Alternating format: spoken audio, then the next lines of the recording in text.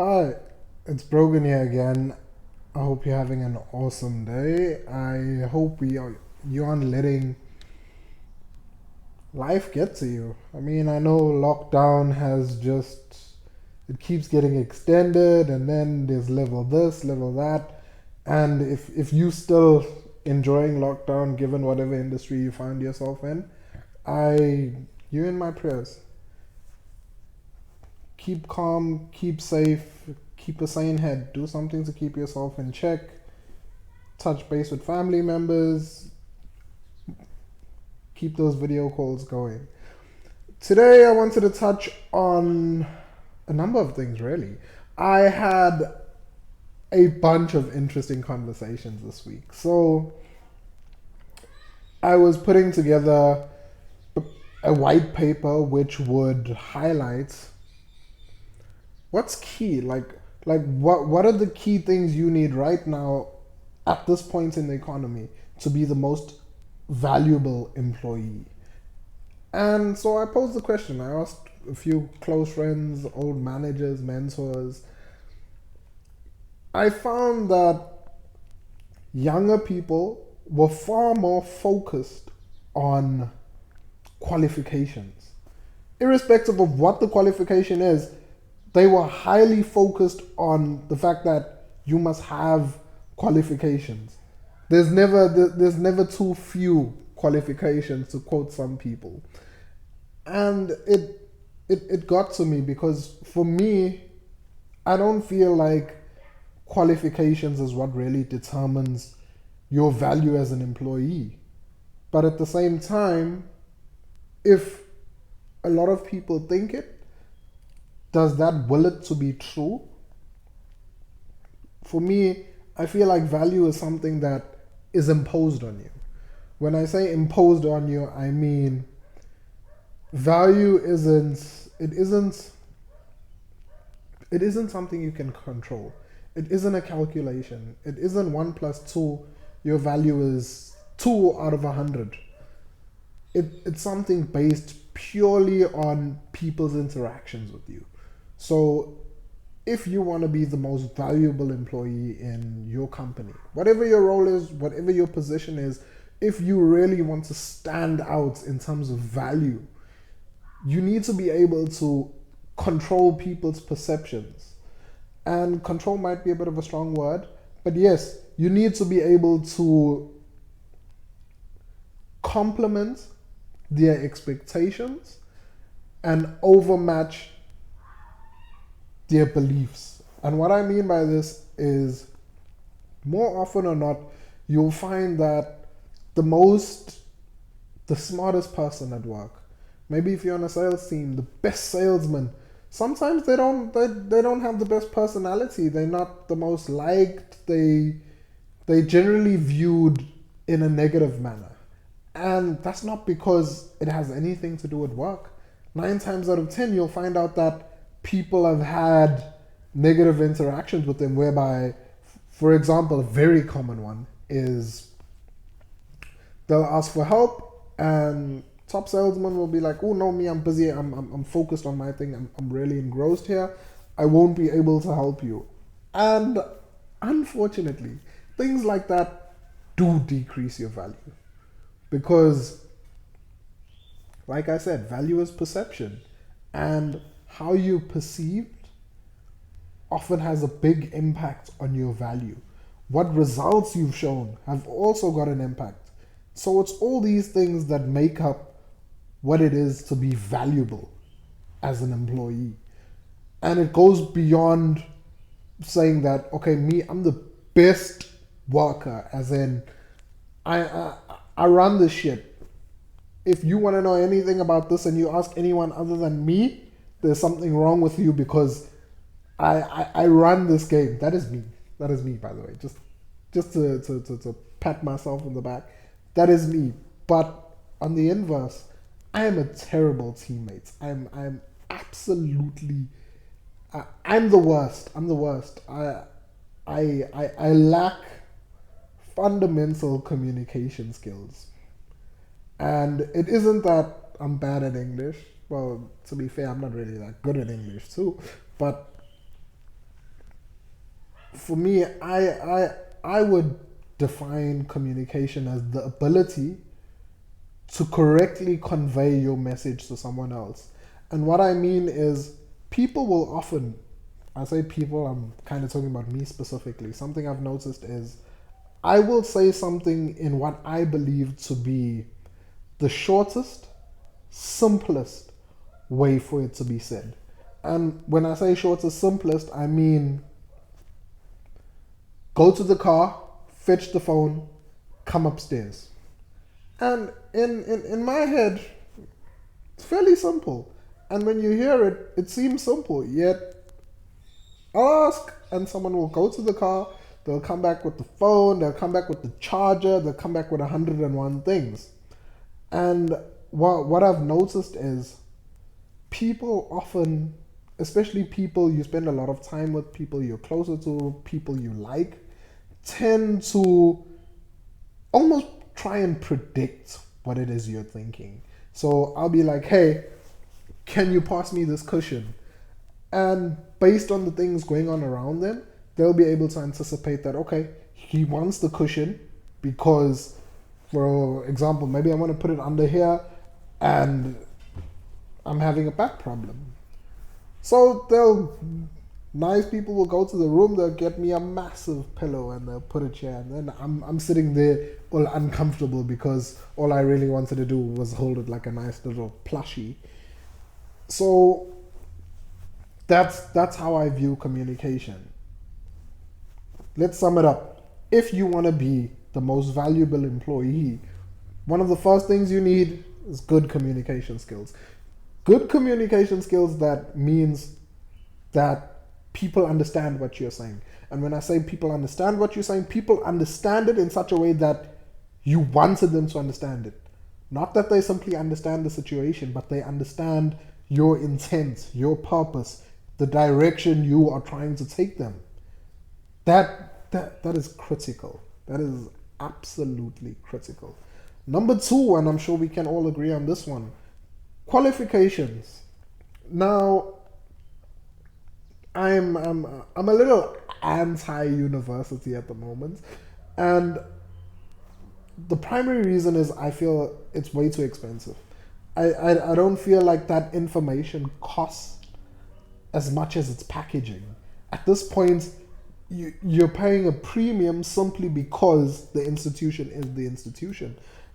But at the same time, we have people coming out of institutions and not really being capable. I myself, when I left university, I was pretty clueless. I could have done what I do now with less than half the amount of time I spent at university. There were some key things that I needed to learn there. Yes, sure. There were a lot of useless stuff too. But the packaging is what I'm against. When I say qualification, maybe qualification is the wrong term. I mean education. I find that people often don't want to learn something if it doesn't come with a certificate. And this is especially true in South Africa. It's as if we're not learning to learn, but instead be learning to prove that we've learned. When the true value comes from execution. You may not have that certificate that says, I can do a costing, but if you go ahead and you do a costing, that trumps any qualification any day of the week, especially if you're already in a company. Once you're in a company, you've cleared the hurdle. The qualification works well as something to get you noticed. Something to say, hey, this person might be a good fit for us. But if you're already in the business, you don't need all that. You already know the people, you can simply ask. 9 times out of 10, managers are keen. They don't mind when people want to do more. They don't mind when people want to go above and beyond and try new skills. They're not going to ask, okay, hey, show me your costing degree.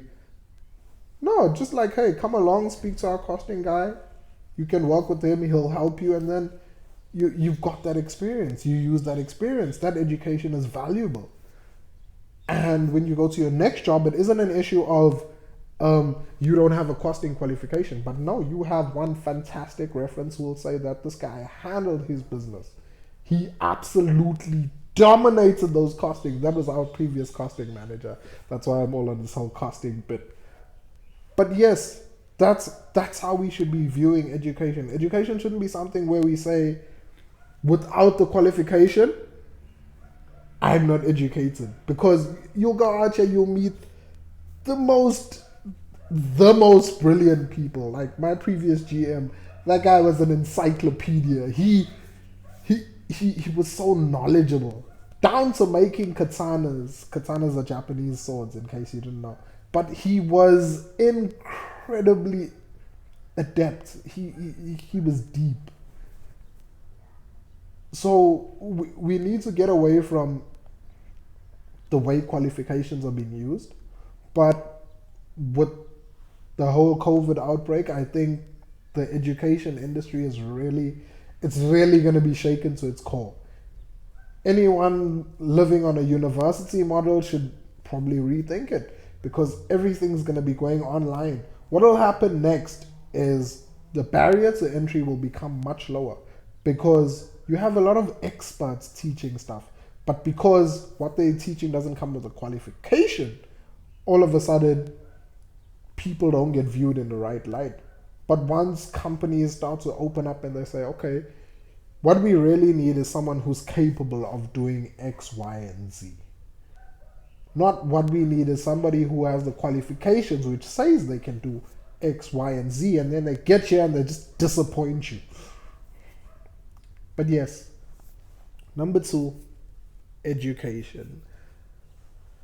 Number three is a little bit of a, I'm not sure we'll all agree on number 3, but I think number 3 is critical. You need to be able to say no. What happens to a yes man is you wind up inundated with tasks. You wind up taking on more than you can do, and ultimately you start fumbling. You start dropping the ball here. The quality of your work drops. I'm all for speed, but at the same time you need to play to your strengths. So this is a combination of number 3 and number 4. Learn to say no. Highlight your strengths. I was speaking to our student there at work yesterday, I think, and I don't know why, but out of the blue I decided, let me just throw some advice at her. And I'm like, one of your biggest weaknesses is how slow you are. And I sat with that thought for a little bit after I said it, and I realized that she probably misinterpreted, or her response would be different from what it needed to be. When I said she was slow, I didn't mean she needed to move faster. I meant she needed to use her strengths in such a fashion that she could still achieve the same results in a speedy amount of time. So what I suggested was, because decision making can be a bit of a, like, she gets analysis paralysis. That's a common cliche. She gets analysis paralysis where she'll have all the information, but she's not confident enough to say, this is it, this is the one, this is what we're doing. And then it goes poof. It goes wrong sometimes, yeah, because let's face it, stuff goes wrong. And then when stuff goes wrong, she gets really down. So making decisions isn't really a strength of hers. If anything, I think it causes a lot of anxiety and stress. So I suggested that instead she should consider having standardized decisions. So what I mean by this is you have rules and systems in place. And with these rules, you'll say to yourself that, okay, if for argument's sake, we all hanging out, we're friends, we all here, we're chilling with one another, and everyone wants to order, but you want something, but you're not really sure, you should just have a standard order in place. Like, when in doubt, go with a Big Mac, something like that. Or in a case of work, if the choice is yes and nothing happens, and no and something happens, go with no. Something like that. Something to alleviate the burden of you over analyzing both outcomes. So if I put this formula in here, what's gonna happen is we're gonna have 3 losses down the line. But if I put this one here, we'll have 3 losses, but they'll be spread over a longer period. And then before long, I used to do that, so I know how crazy it can get. Yeah, my head would literally get hot. I'll be like, "Ooh." But yes, those are the key things. If you really want to bring value, and lastly, most important one, something that we should take with us in everything we do, we need to be humble. We need to be humble and patient with one another. I've found at work, it's easy to get frustrated. It's easy to be like, oh, I asked you for this 3 days ago. Can you not do it? And then when the person's not around, you're like, oh, that person's useless. And then people ask you for a favor and they'll tell you, oh no, that guy said, and you're like, oh no, no, don't tell me anything about that dude. So we need to be a lot more patient with one another. We need to understand that our jobs, while similar, aren't the same. My skill set is this, his skill set is that. Everybody has something to offer. Whether or not they give what they have to offer is highly dependent on how you treat them within the workforce. You'll have people who are being treated so poorly, but all the answers you need are sitting with them. Or you'll have people who they just don't like to talk as much, but people want to force them to talk. Rather, switch to email, switch to WhatsApp. You're always on these things anyway. We need to just be more accommodating of one another. We need to highlight each other's strengths, and in turn, the results will become immeasurable because people will be more happy, people will be more satisfied, people will want to do things. And that is ultimately how you increase your value as an employee. I hope you enjoyed this. If you have any ways that you might suggest or have tried, please drop a comment. I'd love to hear what you do to increase your value as an employee. And I'm sure a lot of other people would love to hear it too. Thank you. Have an awesome day. Goodbye.